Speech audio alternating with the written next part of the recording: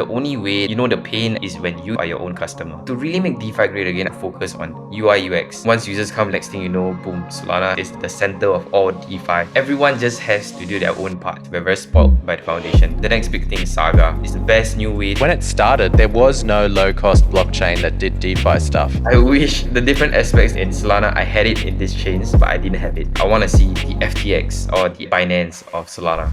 What's up, everyone? Welcome back to the Next Billion podcast, where we're talking to the builders, the entrepreneurs, the people that are onboarding the next billion people into crypto. And today I have a good friend of mine and a really critical part of the Solana ecosystem as well. We have FA2 with us today. FA2, how are you doing? What's going on? Hey George, thanks for having me here. I really appreciate it. Hi guys, I'm FA2 from SolanaFM. I'm not sure whether you guys heard about SolanaFM. We're basically just a block explorer on Solana. Hey, you're a lot more than that as well, I think. You got a lot of stuff going on. Yeah. We'll get into that in a moment, but tell us about yourself, man. Like, what's been your crypto journey thus far? New entry or veteran? Like, what's the crypto story? Got wrecked a million times? What's going on? Yeah, I think for myself, it's not very interesting. I mean, wrecked a couple of times, rucked a couple of times as well. Let's go. Entered the market in 2018-19. Just started trading, built my own bots on TradingView, on different platforms as well, just to trade ETH and BTC at a point of time. And then, thank God, I came in post-ICO season. So it wasn't like at a point of time where ICO just peaking, random ICOs, and I wasn't involved in that. So I would say I'm pretty lucky because I knew if I was involved in that, I'll probably lose a lot of money. So I got into the Sol ecosystem. I was trading Solana at that point of time. So in front of me during class back in university was Nicholas. So Nicholas was actually trading Sol and I was trading Sol at the same time. And then I saw in front of me, I was like, yo, this chart looks familiar. Then I looked at the ticker, I was like, that's Solana. So I just tapped him on the back during class. I was like, yo, dude, are you trading Solana? He's like, yeah, man. So right after that, we just got out of class, like during class itself, we just got out of class and like, what are you trading, man? I think Solana's gonna be the next big thing. And then Nick was like, yeah, I think Solana's gonna be the next big thing. And then we talked for hours. We had like 2-3 lessons the whole day. We completely skipped everything. And our laptop was still inside class. We were just talking about Solana the whole time. Then we just clicked from there. And just nice, there was a hackathon, Solana hackathon coming up. We said, yo, why not just do this together? We worked in data before and we kind of know that there's an indexer missing in the space. So that's what we did. We built the first indexer together, and right after that, the data that we had using the indexer, we used to solve other problems in the space as well. That's awesome. And this comes up a lot with a lot of projects that start from these hackathons. And that's what I say. And we were just talking as well, just before the call, that I think it's very important that these hackathons exist and they're like a really good portal and way for developers to get their start into the ecosystem and that sort of thing. What was your experience with the hackathon? Like, how did you guys do? Or was it one of these online ones? Was it, I guess the hacker houses probably weren't around then, but what was the feel of that hackathon? Because we came from a hackathon as well, and that was just an interesting process in and of itself. It really is. Like every time Solana hosts a hackathon, right, whenever I see a hackathon happening in the space, I just get excited because it just brings me back to the old times, It's like every time a hackathon is happening, it just gets better and better. More participants participate. But back in my time, when Nick and I first did it, we had almost zero resources. Solana was still changing the documentation every day. And if you wanted help, there wasn't any profound dexes. It was just Serum popping off at that point of time. And there wasn't Zeta. I don't think there was Step. So it was all so new, Like there was nothing at that point of time. And you had to brute force your way through to go and learn Rust, to go and learn the ways of how PDAs work or how ATAs work. And you're just throwing random logic to yourself to identify like what's happening within the blockchain. So it was really brute force, but I think that whole journey really took us to where we are right now. So we kind of know like, okay, what users are thinking when other companies try to come into Solana, like ETH guys come into Solana, you can easily explain to them, you can easily show them the resources. So it was a painful journey, but I'm glad that we took it at a point of time. And yeah, you mentioned you wanted to solve a data problem, or at least you came from a data background. So when you're getting into Solana and you're looking at each other's laptops and being like, hey, bro, let's go into this hackathon. What was the problem that you were looking to solve at the time? Yeah. And does that problem still exist? Yeah, I think at that point of time, data wasn't really like extractable in any way at all. So I remember that at that point of time, we had to back the foundation to have Google access, like big table access to Solana's like big table. And even through that, we had to find other ways to extract data out. So at that point of time, even when it was limited to certain groups of people that could extract data out of the big table itself. So there has to be like other scalable ways for other people to extract the data, like historical data out of the database. So back then, probably the only way is front filling, which is like RPC calls. There wasn't like a ledger for anyone to pull the data out. The only ledger they had was Bigtable. Yeah, it was slow as well, man. Like million RPC calls. Jeez. It's crazy, but right now there's so many guys like really value adding into the space. You got Vibe Network, you got Helios, you got SolanaFM as well. So this is the needs and wants of people now is easily solved via this kind of solution. Then it's much easier to onboard new devs, onboard new projects onto Solana. Totally. I think the developer experience has changed a lot Yeah. since back then, right? Now you've got cookbooks and millions of documentation and DAOs that are doing sponsorships for people to learn and all this kind of stuff. It's really cool to see that kind of growth. Exactly. So shout out to Chase at the Solana Yeah, Foundation. dude, shout out to Chase, man. I think the other two guys that we take for granted, Cash from Super Team now, as well as Jonas from MetaCamp. Yep. So these two guys just focus on the onboarding process of new guys within the space, expanding to different countries so that they can onboard the developers into Solana easily. So these guys are really top chats. Yeah. So I want to talk about onboarding in a moment, but where's SolanaFM at now? What is SolanaFM? What do you guys do? And yeah, tell us a little bit about the product roadmap and what's going on there. Sure. In general, we started off with the indexer. So SolanaFM actually started off with the indexer first. And then we built a base layer of the indexer. So we knew that with such a robust infrastructure, we could go into any route possible. So what was the first thing that we built out? The first thing that we built out was that we were just scrolling through Twitter, like Nick and I, and then one day Nick just told me that, dude, explorers like on Solana, it has to be improved. I mean, we can be the norm, just following Etherscan's way, but what if we could one up Etherscan? What if there was innovations made to explorers to make sure people, normies, can actually understand? So I was like, okay, I don't think I'm the right guy to ask because I kind of know how to read the Block Explorer. Let's ask some random guy. We showed a few random guys like, oh, they actually don't know how to read the Block Explorer. Or like, do you know that this is a Magic Eden transaction? No, I don't. Do you know that this is a Jupiter transaction? Yeah. No one knows. So we took the time to actually... Constant problem. Exactly. Constantly So- people always, the Solana Block Explorer hard Yeah, to read. and I think search itself is like one of the biggest opportunities as well as one of the biggest problems to solve within the blockchain itself. Like, so search itself is a very broad term, but I think searching for accurate data, as accurate, fast, and readable data is what we wanted to achieve at that point of time, which is why we built the Explorer. And at the same time of building the Explorer, it makes sense for us to build the API layer as well. So the Explorer itself is run via our APIs as well as via our RPCs. So the reason why we do that is because the only way you know the pain and you know how well a customer journey is with you is when you yourself are your own customer. So if you see like the Explorer itself, we run the APIs by ourselves. So every time it crashes or every time there's an improvement, we want to add improvements to it, we know that the users are probably thinking about this as well. So that's just in general what we solved at the start. But I think the future is something that is really very, very interesting for me. For SolanaFM itself, the next steps is actually just to find the other problems within the data space to actually solve them. One of it is anchor indexing itself. So we're starting to see more and more analytics companies that are being built out, but what we realize is that these companies, again, they have to rebuild their indexer. And the thing is, we already had the indexer a year ago, so they are depending on an indexer. But the next step is actually deserializing these instructions and understanding the different types of IDLs in the space. So IDL, again, is via Anchor. Many people have a solution to it. But I think one thing that people don't solve yet is, for example, languages written in Shank. The IDLs are so much different from just Anchor itself. What if you could include like webhooks or just place a storage for everything data related? So in the space right now, we have Helios, which is their own developer portal. We got Hello Move, their own developer portal, but both of these developer portals are solving their own paradigms of data.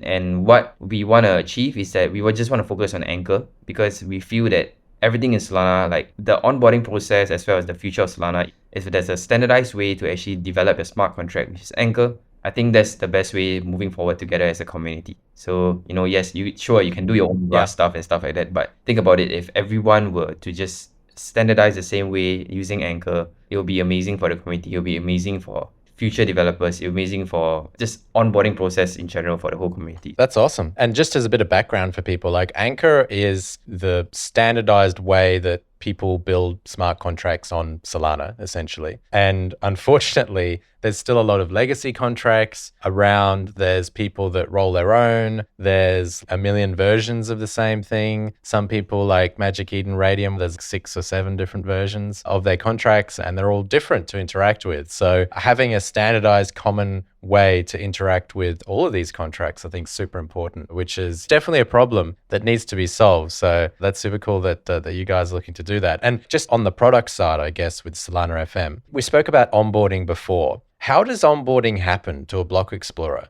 Is it something that you need to integrate with other ecosystem dApps as a way for people to recognize? Or is it that you just blaze your own path and start building your own stuff and build your own sort of community around that? Like, what's your take on how do you grow as a block explorer? I mean, like Etherscan, well, firstly, they were first. So that certainly helped. But they've kind of been a standard for Ethereum stuff and other chains just because a lot of dApps have integrated them and it's just become a way that the people interact with it. But yeah, what's your take on how do you grow in somewhere like a Solana ecosystem or any other crypto chain? Yeah, I think that's a very, very good question. So in the end, the BD guys as well as the growth guys, the only thing they look at is metrics. So metrics like, for example, how many users do you have? How many users do you gain? How many dApps have integrated you? So those are the few numbers that we constantly look at every month.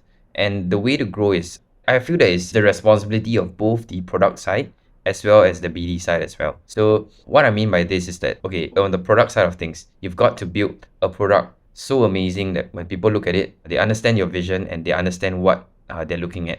So that's what we are planning to do, for example, which is why we came up with the TX flow, which is why we came up with the different actions so that people can understand, okay, swap one SOL for one Dino. And just quickly on the TX flow, that's a visual diagram to show you what's happening with a transaction, which I don't think anyone else was doing. Was anyone else doing that? No one before you guys. Yeah, so we were actually the first ones to implement it on the Block Explorer. Yeah. So the next, probably the closest one is your Chainalysis, your TRM labs that have it for on-chain detective purposes. So the product side of things, we brought that in. We brought in the restructuring of how data is easily readable and understandable from a user's perspective. That was the team's focus at the start of the year, and we've managed to achieve it. So the focus that we had was first in the NFT realm. We knew that Solana was very, very focused on the NFT side, and we had to tackle the NFT area. So what we did was that, okay, we implemented the transaction flow diagram. We implemented to show like the picture of the NFT itself, your normal flow diagram.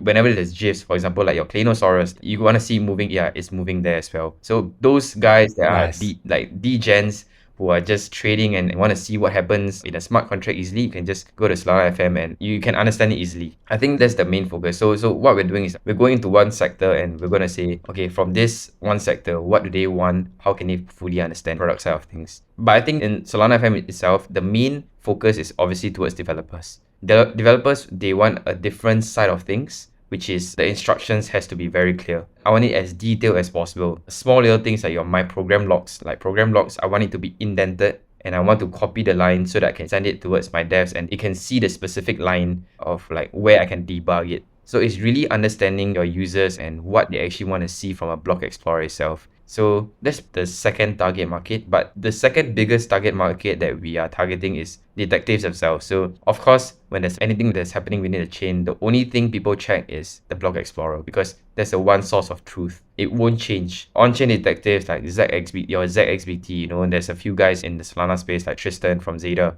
They have to use the block explorer to see what happens in a smart contract, where the money goes to, where the money comes from, where it exits to. Those kind of things, which is why we created the flow diagram, which is why we created the different aspects and the different tools that a detective needs. So the naming conventions, the tagging and labeling of wallets, much easier for them to track the wallets as well. So yeah, those focus understanding your users, and once you understand your users, just build features that they probably want.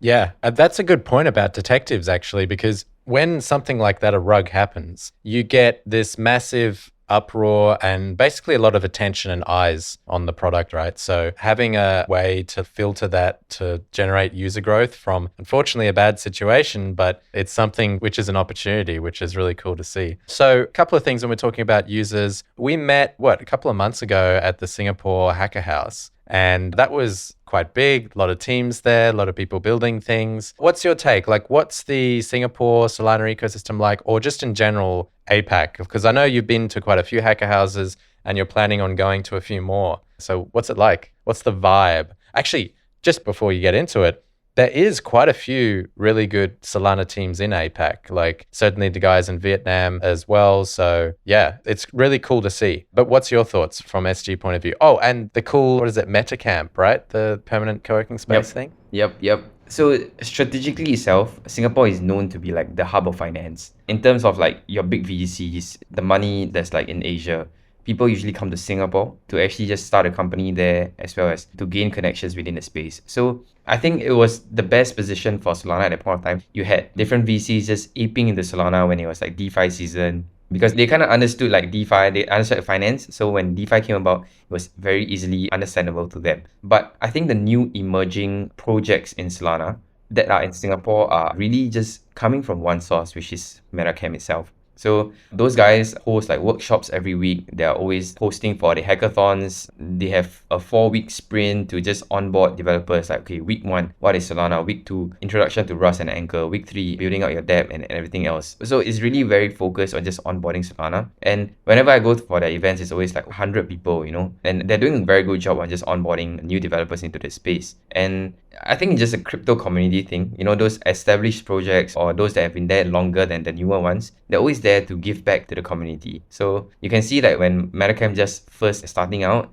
there was Zeta was here, Otasek, Soju from Solan, YY from Switchboard, a few guys from Hubble as well, and Kiko from Orca. So these guys are constantly always here talking to each other, just talking to people in the space that actually are interested in Solana. So in general, I think even though it's a very small country, the word of mouth of Solana really spreads out very quickly. So you can start to see this in universities as well, like Singapore Management Universities, like NUS. They're starting to form up groups like blockchain societies. And I think they've been hosting like AMAs and also workshops together with DeFi panels about Solana, DeFi panels with ETH to actually understand both sides of things. So that's what's happening on the ground in Singapore right now. Very cool. Yeah. You mentioned Singapore being a hub of finance, and certainly there's money there. And there's certainly people that understand finance as well. So talking about this finance angle, how do we save DeFi? Like, what needs to be done? What needs to be built? I literally don't know. I'm just curious on what your take is, because it needs to be saved. I think everyone just has to do their own part. So the way I see like Solana in general, there's the foundation, obviously, there's projects, and then there's users. So foundation themselves, I think we are very, very blessed. We're very spoiled by the foundation. The reason why I say is because they're constantly organizing these hacker houses, hackathons to onboard new developers, new users. And the next big thing, Saga, right? It's the best new way to get projects to really focus on building mobile dapps, but it also allows a whole variety and a whole vast of users to just be onboarded into Solana. So that's one of it. But to really make DeFi great again, I think projects just really just have to focus on UI UX, like really just the onboarding experience of having a user to just trade on Solana. So obviously that topic itself is really very deep and very wide. It's like, at the start of the process, like if you compare Binance, FTX, and maybe like a random DEX on Solana, obviously like Binance and FTX, it was like super easy to be onboarded. It had the best like trading experience for me, and there's still some things that's lacking in Solana that has to be resolved for them to actually hit that kind of level. We are moving in the right direction, I would say, so better than other chains, but not good enough to a centralized exchange. Last week, I was just playing around with Arbitrum 1. Like I was there to just play around with the UI UX. I was just there to play around with between the bridges, just swapping random tokens. And I knew for a fact that I was spoiled because the finality there was nothing like Solana. That's one. Secondly was the fees there was nothing like Solana. And lastly, the most important one was the UX there and the UI there was nothing like Solana. I wish I had a Jupiter swap there. I wish I had Orca there. I wish like the different aspects in Solana, I had it in these chains, but I didn't have it. So in terms of the rate of innovation, we're definitely on the right track. It's just a matter of time before we reach the levels of a centralized exchange, because once we hit those kind of features, the whole experience itself of trading or just having a super depth of DeFi things in Solana, users will come. Once users come, liquidity will come. Next thing you know, boom, Solana is the center of all DeFi or the center of all trading. And I think that's just on the project side. I mean, there's definitely more sides of the equation itself, which is like, we are an NFT chain. That is definitely true. Like if you look at the numbers, you look at the volume, you look at the users, everyone is just on NFTs. But how do we get them not just shift but also adopt DeFi at the same time. So there's NFT projects that's coming out like Sharky, where you can just lend your NFT and then you borrow against it. But I think the small things that actually matter, like for example, Orca is going on to podcast together with like Legend. So all these users where they interact with the NFT community and teach them about DeFi, understand the different sides of the both communities, like DeFi community and NFT community. I think the merge itself, that's the real merge. Yeah. Beautiful. That is the merge. It'll be beautiful. People understand DeFi, and then we're a much better ecosystem in general if both the DeFi and NFT side actually just work together. Yeah, I totally agree. And I think that seems to be where the users are at, is NFTs, and users are everything. But as you say, the experience for a lot of Solana DeFi apps is so much better than elsewhere. And I think that's where Solana really sort of came into its own, because when it started, there was no low-cost blockchain that did DeFi stuff. There was some attempts at it, but no one actually nailed it. And Serum really sort of kicked it off in the early days, and just being like, hey, you can actually have a full order book that does limit orders and everything. That was just a new thing. Now there's a bunch of places which do that, but that was still a new thing back then. So I think Solana focusing on its strengths of, hey, it's really good to be fast and low cost. What can we build on it? Well, order book dexes and these sorts of trading things, they're probably going to be the base of a lot of stuff. And okay, now Serum's not a thing anymore. We got a fork called Open Book, and we also have other people building brand new stuff as well that's not related. I think Aldrin's running their own. I don't know if that's Open Book or their own DEX, but there's a couple of other people around doing stuff, which is great to see. So yeah, ultimately, it just probably comes back to people building stuff, honestly. So that means,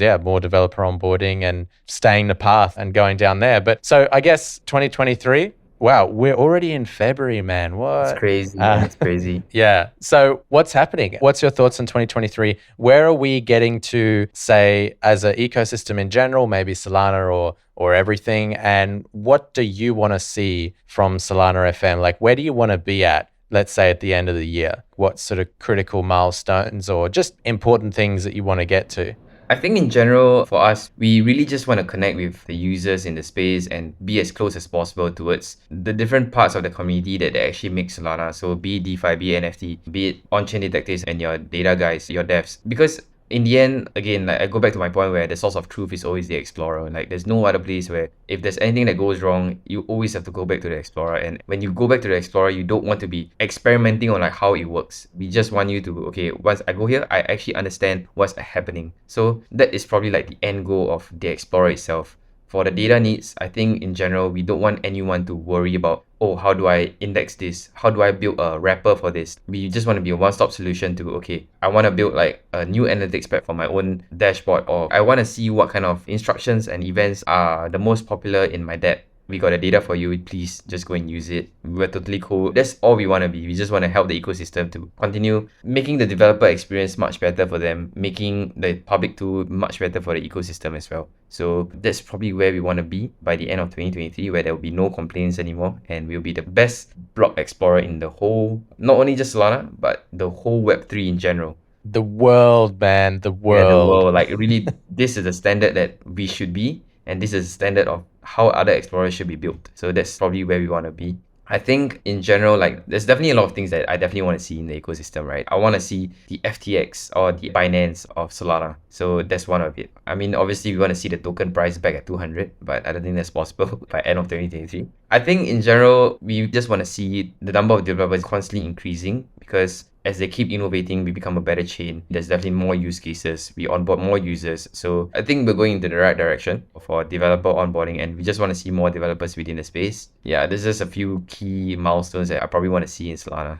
Yeah, that makes total sense. If anyone hasn't already, go and check out SolanaFM. The Block Explorer experience is amazing. It's one of the best I've ever used, I think. Certainly the transaction tracker will save your life in terms of just being really cool and understanding what on earth is going on. But where should people find out more if they're a developer that's interested, wants to get on your dev platform, or, use the Explorer? I mean, socials, Twitter, blogs, or where should people go? Yeah, so if you just head to Solana.fm, we are actually just finalizing the last few bits of the portal itself, which we are releasing a teaser tonight actually. And then we'll probably Let's launch go. Yeah, we'll probably launch it over the weekend. Everything actually just happens on Twitter or Discord as well. So just go onto Twitter, just tag one of us, we'll probably just reply you as well. We're very friendly people, we don't bite, so no worries about it. We listen to complaints every day, so it's okay. It's all good. Well, look, thank you so much for coming on today, Fatu. It's been a pleasure. Everyone, just get out and check out SolanaFM. They have some really good stuff going on. We've known you guys since, I don't know, the dawn of time, and you've always been pushing the needle with data on Solana. So that's really cool to see. But thanks so much for coming on board today, and we'll have a catch-up chat at some stage in the future. So all the best, man. Thank you so much, Josh. Thank you for having me here. Cheers. Cheers.